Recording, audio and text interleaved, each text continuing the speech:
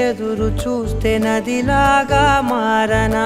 చైత్రమల్లె నువ్వు పూస్తే చిగురాకే అవ్వనా నన్నే వరించే యువరాజును అంట నీ యువ